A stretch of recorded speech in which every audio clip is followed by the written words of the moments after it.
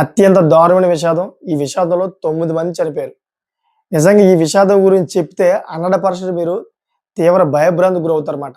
ఎందుకంటే అంత పెద్ద ప్రమాదం ఒకేసారి ఒక ప్రళయంలో వచ్చి పడిపోయింది. పాపం నిజంగా దగ్గరగా 9 మంది కుటుంబాల్లో అయితే విషాద ఛాయలు నిలిపాయన్నమాట. అసలు ఏ విధంగా జరిగింది? ఎక్కడ జరిగింది? మనం ఇటువంటి ప్రమాదాల నుంచి ఏ విధంగా మనం తప్పించుకోవాలి అనే విషయాలు ప్రతీది కూడా మీకు pin to pin point to point చెప్తాను. మీకొక క్లారిటీ వచ్చేస్తదన్నమాట. ఎందుకంటే మనం 100% ఇటువంటి సిట్యుయేషన్‌లో ఏదైతే ఈ విషాదాలు ఉన్నాయో ఈట్లి గురించి మనం తెలుసుకోవాలి. ఎందుకంటే మన చుట్టూ ఇటువంటి ప్రమాద సంఘటనలు ఎప్పటికప్పుడు తిరుగుతూ ఉంటాయి. మనకు తెలీదు. మనం ఏంటంటే చాలా నెగ్లిజెన్సీ‌గా ఉంటాం. మన రోజువారీ పనుల్లో చాలా బిజీగా ఉంటాం. వాటిని పట్టించుకోం. ఒకేసారి ఈ ప్రళయం అనేది మీద పడిపోద్ది. ప్రాణాలు కోల్పోతా ఉంటారన్నమాట. అందుకనే 100% ఈ సంఘటన గురించి మనం పూర్తిగా తెలుసుకుందాం. ఈ వీడియోలో పూర్తిగా చెప్తాను మీకు. కొన్ని సంచలన విషయాలు కూడా ఉన్నాయి. ఆ విషయాలను కూడా మీకు చెప్తాను. అందుకనే మీరు ఈ వీడియో పూర్తిగా చూడండి. దీంట్లో చాలా కీలకమైన అంశాలున్నాయి. అయన్నీ కూడా నేను మీకు చెప్తానన్నమాట. అసలేం జరిగిందంటే ఒక కుటుంబం. ఈ కుటుంబంలోని భార్యాభర్త, ఒక కొడుకు. అయితే కొడుకుని చాలా గారాబంగా పెంచారన్నమాట. ఎంత గారాబంగా పెంచారంటే ఆ కొడుకుకి ఏం కావాలన్నా గాని చిన్నప్పటి నుంచి కొనిస్తూనే ఉన్నారు. ఆ గారాబమే ఇప్పుడు 9 మంది ప్రాణాలు తీయడానికి ప్రధానమైన కారణమైందన్నమాట. ఏ విధంగా అంటే తన తండ్రి మామూలుగానే చిన్న బిజినెస్ చేస్తాడన్నమాట. ఆ బిజినెస్‌కి సంబంధించిన ఒక వెహికల్ కూడాను కొన్నాడు. ఆ వెహికలే ట్రక్ బొలెరో. ట్రక్ బొలెరో అంటే మీకు తెలుసు కదా! మామూలుగా బొలెరో కారు ఉంటది కదా! కారుకి ఎనకాల ట్రక్ ఉంటదన్నమాట. దాన్ని ట్రక్ బొలెరో అంటాం. ఆ ట్రక్ బొలెరో ఇంటిగా బయట పెట్టి వాళ్ళ తండ్రి చిన్న పని మీద అయితే బయటికి వెళ్ళాడన్నమాట. బిజినెస్ పర్పస్‌గా ఏదో బండి మీద ఎళ్ళాడు బయటికి. స్కూటీ మీద ఎళ్ళుంటాడు. అంతలోనే ఈ కుర్రవాడు ఎవరైతే ఉన్నారో అతనికి దగ్గరగా ఎన్ని అంటే 14 సంవత్సరాలన్నమాట. ఈ 14 సంవత్సరాల కుర్రవాడు ఏం చేశాడంటే వాళ్ళ తండ్రికి తెలియకుండా ఈ బొలెరో ట్రక్ ఏదైతే ఉందో ఈ బొలెరో ట్రక్ తీసుకొని సరదాగా బయట తిప్పేసి వద్దాం. అలా తిరుక్కొని వద్దాం అని చెప్పేసి కారు తోలుదాం అనే ఒక మోజులోని ఆ కారు ఏదైతే ఉందో బొలెరో ట్రక్కు, ఈ బొలెరో ట్రక్ తీసుకొని బయటికెళ్ళాడన్నమాట. ఇలా ఎప్పుడైతే బొలెరో ట్రక్ తీసుకొని బయటికి వెళ్ళాడో ఈ రోడ్డు వారనే అంటే 10 కిలోమీటర్ల దగ్గరగా అయితే ఈ బొలెరో ట్రక్‌ని చాలా బాగా తోలాడు. ఎక్కడ కూడా ఎవరిని గుద్దల.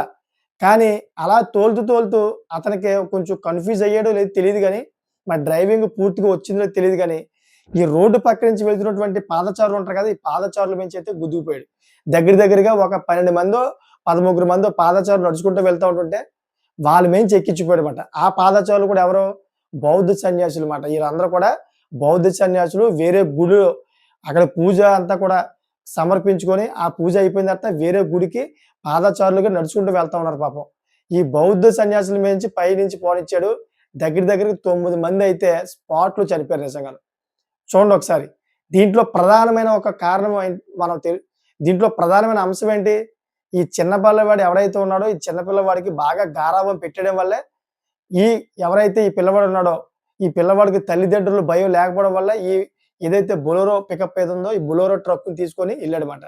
మనం దీని గురించి 100% మాట్లాడుకోవాలి. ఎందుకంటే ఇటు సొసైటీలో చాలా మంది పిల్లలు అసలు వాళ్ళకి వయసుకి తగ్గ పనులు చేయట్లేదు వాళ్ళు.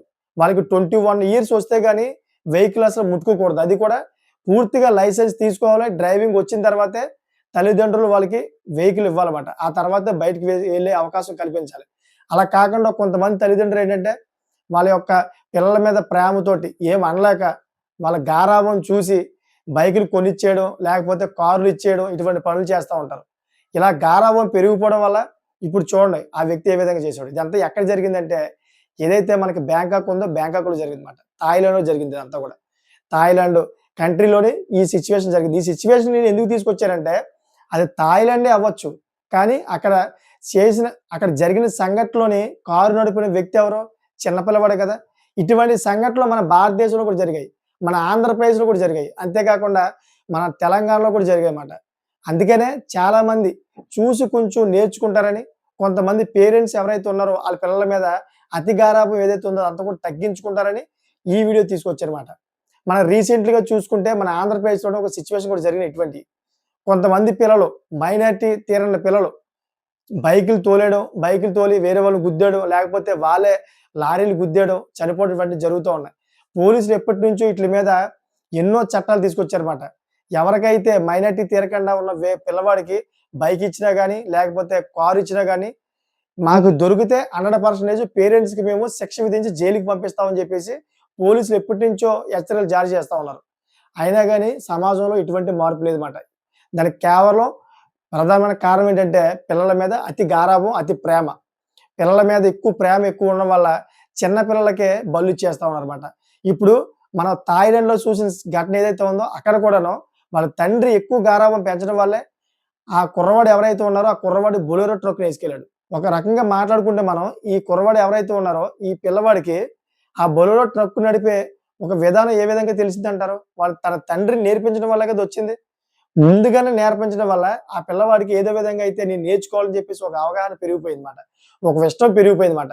ఒకవేళ ఆ తండ్రి ఎవరైతే ఉన్నారో ఆ పిల్లవాడికి దాని గురించి చెప్పకుండా, దాని గురించి అసలు ఏమి నేర్పించకుండా ఉంటే దాన్ని అసలు టచ్ చేయకపోదు. ఎంతో కొంత నేర్పించడం, తన కొడుక్కి అంతా రావాలని, తన కొడుకు కూడా కారు నడిపేయాలని చెప్పేసి తొందరగాను ఇటువంటి ఆశతోటి ఏదైతే బొలెరో పికప్ ఉందో దాన్ని నేర్పించాడు. నేర్పించిన తర్వాత ఇంకేముంది ఇతను బయటికెళ్ళగానే ఈ బొలెరో పికప్ తీసుకొని తన రోడ్ల మీద పరిగెట్టిస్తా ఉన్నాడు. అటువంటి క్రమంలో ఈ పెద్ద ప్రమాదం జరిగిందన్నమాట. 9 మంది చనిపోయారు. 9 మంది కుటుంబంలోని విషాదం నింపారన్నమాట ఈ కుర్రవాడు. సో, ఆళ్ళని గుద్దిన తర్వాత ఏదైతే రోడ్డు ఉందో రోడ్డు డివైడర్‌ని కొట్టుకొని పొలంలోకెళ్ళిపోయి పడిపోయాడన్నమాట. అదృష్టవశాత్తు ఏంటంటే ఆ పిల్లవాడికి ఏమి అవ్వలేదు. సో, ఇదేదైతే ప్రమాదం జరిగిందో ప్రమాదం జరిగిన వెంటనే స్థానికులందరూ కూడా ఇంటిమేషన్ ఇచ్చారు పోలీసులకి. పోలీసులొచ్చి అయితే ఈ పిల్లవాడిని ఆధీనంలోకి తీసుకున్నారు. ఆధీనంలోకి తీసుకొని హాస్పిటల్‌కి తీసుకెళ్లారు. హాస్పిటల్‌కి ఎందుకు తీసుకెళ్లారంటే వీళ్ళు గుద్దిన తర్వాత ఎప్పుడైతే ఈ పల్టీలు కొట్టిందో ఈ పిల్లవాడు కూడా షాక్ గురయ్యాడన్నమాట. మానసిక పరిస్థితి బాలేదు. ప్రెజెంట్ ఆ పిల్లవాడిని బాలల సంక్షేమ రక్షణ కేంద్రం ఏదైతే ఉంటదో ఆ రక్షణ కేంద్రంలో పెట్టారన్నమాట ప్రెజెంట్. ఆ తర్వాత కేసు మీద ఎంక్వైరీ చేసి ఆ పిల్లవాడినైతే కోర్ట్‌లో సబ్మిట్ చేస్తా అని చెప్పేసి పోలీసులు చెబుతున్నారన్నమాట. సో, దీని అంతటికి ప్రధానమైన కారణం పేరెంట్సు. ఈ పేరెంట్స్ ఎవరైతే ఉన్నారో పేరెంట్స్ పిల్లలకి చిన్న వయసు నుంచే ఇటువంటి వెహికల్స్ గట్టా ఇస్తా ఉంటుంటే ఇటువంటి ప్రమాదాలు జరుగుతూ ఉంటాయన్నమాట. అందుకనే ప్రతి ఒక్కరు కూడా ఈ వీడియో చూస్తున్నప్పుడు ప్రతి ఒక్కరు కూడా దయచేసి ఎవరికైతే మైనారిటీ తీరలేదో వాళ్ళందరూ కూడా వెహికల్స్ ఇవ్వద్దు. అంతేకాకుండా మైనారిటీ తీరినా గాని 100% మీరు ఏం చేయాలంటే వాళ్ళకి డ్రైవింగ్ నేర్పించాలి. 21 ఇయర్స్ దాటిన తర్వాత వాళ్ళకి డ్రైవింగ్ నేర్పించి, ఆ తర్వాత వాళ్ళకి లైసెన్స్ తీసుకొని, ఆ తర్వాత వాళ్ళకి వెహికల్స్ ఇవ్వాలి. అది చట్టం చెబుతుందన్నమాట. రీసెంట్‌లీగా మనం మాట్లాడుకుంటే హైదరాబాద్‌లోని హిట్ అండ్ రన్ అని చెప్పేసి సంఘటనలు జరుగుతూ ఉన్నాయి. అంటే ఏం జరుగుతుందంటే ఇప్పుడు కొంతమంది కుర్రవాళ్ళు బాగా మద్యం సేవించి ఈ పాదచారుల మించి గుద్దుకొని పోతా ఉన్నారన్నమాట. కారు కూడా ఆపకుండా. ఇటువంటి సంఘటనలు బాగా ఎక్కువ జరిగాయి. హైదరాబాద్‌లో చాలా స ఏరియాలో జరిగాయి ఇయన్నీ కూడా. చాలా సార్లు కూడా ధర్నాలు చేశారు కూడా. చిన్న పిల్లలు కూడా చనిపోయారు హిట్ అండ్ రన్ ఈ కేసుల్లోని. సో, అందుకనే ప్రతి ఒక్కరు చెబుతా ఉన్నాను చిన్న పిల్లలకి వెహికల్స్ ఇవ్వద్దు. ఎందుకంటే చిన్న పిల్లలకి తెలీదు. అవగాహన రాదు వాళ్ళకి.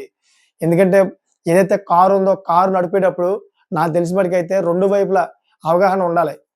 రైట్ సైడు అదే విధంగా లెఫ్ట్ సైడు అవగాహన ఉండాలి. ఎంతవరకు మనం స్పేస్ తీసుకుంటున్నాం. వెహికల్ ఎళ్ళేటప్పుడు రైట్ సైడ్‌కు ఎంతవరకు ఉండాలి మనం, లెఫ్ట్ సైడ్‌కి ఎంతవరకు ఉండాలి, ఏ విధంగా అయితే వెహికల్‌ని కట్ చేసి ముందుకెళ్ళాలి అనే విధానం అంతా కూడా పూర్తిగా అవగాహన వచ్చిన తర్వాతే పిల్లలకివ్వాలన్నమాట. వాళ్ళు స్టీరింగ్ పట్టుకున్నామా, వెళ్ళిపోయామా అనే విధానంలో ఉంటారు తప్ప, వాళ్ళకి పూర్తిగా అవగాహన ఉండదన్నమాట. ఎప్పుడు బ్రేక్ తొక్కాలి, ఎప్పుడు క్లచ్ తొక్కాలి అనే విధానం వాళ్ళకి తెలీదు. ఎందుకంటే చిన్న పిల్లలు కాబట్టి అంత లోడ్ తీసుకోలేరన్నమాట. ఒకేసారి టెన్షన్‌కి గురవుతారు. ఇలా టెన్షన్‌కి గురైనప్పుడు వాళ్ళేం చేస్తారంటే, ఎక్కడైతే బ్రేక్ తొక్కాలో బ్రేక్ తొక్కవలసిన ప్లేస్‌లోని క్లచ్ తొక్కుతారన్నమాట. ఈ క్లచ్ ఎప్పుడైతే తొక్కుతారో, ఈ బండి ఇంకా స్పీడ్‌గెళ్ళి గుద్దేసే అవకాశాలు ఏర్పడతాయి. అందుకనే ప్రతి ఒక్కరు కూడా ఈ చిన్న పిల్లలకి ఏదైతే ఈ బైక్సు, కార్స్ ఇస్తారో అటువంటియన్నీ కూడా నిర్మూలించండి. రీసెంట్‌లీగా విశాఖపట్నంలో కూడా ఒక తండ్రి ఆటో నడుపుకుంటా ఉన్నాడు. కొడుకు పాపం ఎప్పటినుంచో నాకు బైక్ కావాలి, బైక్ కావాలి, బైక్ కావాలని చెప్పేసి తండ్రి తినేస్తా ఉన్నాడన్నమాట. పాపం ఇంకా ఒకడే కొడుకని చెప్పేసి గారాబంతోటి, ఇష్టంతో ఇంకేం చేయలేక ఆ బైక్‌ని కొనిచ్చాడు. ఆ బైక్‌ని కొనిచ్చిన వారం రోజులకే ఈ రోడ్డు ప్రమాదంలో చనిపోయాడు పాపం. అతను ఇంటర్వ్యూ చేసిన ఎవరైతే యాంకర్ ఉన్నాడో యాంకర్ కూడా బాధపడ్డాడు. ఎందుకంటే ఎవరైతే తండ్రి ఉన్నాడో తండ్రి అటువంటి మాటలు మాట్లాడాడన్నమాట. నన్ను రోజు తినేసాడు. నన్ను బైక్ కొంటావా లేదా అని చెప్పేసి నా బుర్ర తినేసేవాడు. ఇప్పుడు కొన్న తర్వాత చూడండి మమ్మల్ని వదిలేసి వెళ్ళిపోయాడు. ఈ విధంగా తయారవుతున్నారు పిల్లలు. మా మాట వింటలేదని చెప్పేసి పాపం అతను కూడా రోదించాడు. ఇటువంటి పరిస్థితి రానివ్వకుండా మీరు చేయవలసిన పరిస్థితి ఏంటంటే పిల్లలకి కఠినమైన రూల్స్ పెట్టాలి. 100% పిల్లలు వాళ్ళు ఏడుస్తున్నారు కదని చెప్పేసి మీరు కనికరిస్తే గనక వాళ్ళు మితిమీరిపోతారు. తర్వాత మీ ప్రాణాల మీదకి తెచ్చే అవకాశం ఉంటది. వాళ్ళ ప్రాణాల మీద కూడా తెచ్చుకునే అవకాశం ఉంటది. వేరే వాళ్ళ ప్రాణాలు కూడా తీసేసే అవకాశం ఉంటదన్నమాట. అందుకే ప్రతి ఒక్కరు కూడా తగు జాగ్రత్తగా ఉంటారని పేరెంట్స్ అందరూ కూడా పిల్లల సరైన మార్గంలో పెంచుతారని చెప్పేసి ఈ వీడియో చేశానన్నమాట. సో, మీకేమనిపిస్తుందో కామెంట్ చేయండి. అసల ఏదైతే డ్రైవింగ్ ఉందో ఈ డ్రైవింగ్ రూల్స్ గురించి చాలా మందికి తెలీదు. ఆ రూల్స్ గురించి ఈ కామెంట్‌లో రాయండి. అయితే 21 ఇయర్స్ వచ్చిన తర్వాత వాళ్ళు ఏం చేయాలి అనే దాని మీద కామెంట్ చేస్తారని కోరుకుంటున్నానన్నమాట. చూసారు కదా ఫ్రెండ్స్, లేటెస్ట్ ఇన్ఫర్మేషన్ ఎప్పటికప్పుడు ముందుకు తీసుకొస్తా ఉంటాను. నా ఛానెల్ సబ్స్క్రైబ్ చేసుకోండి. Thank for watching friends.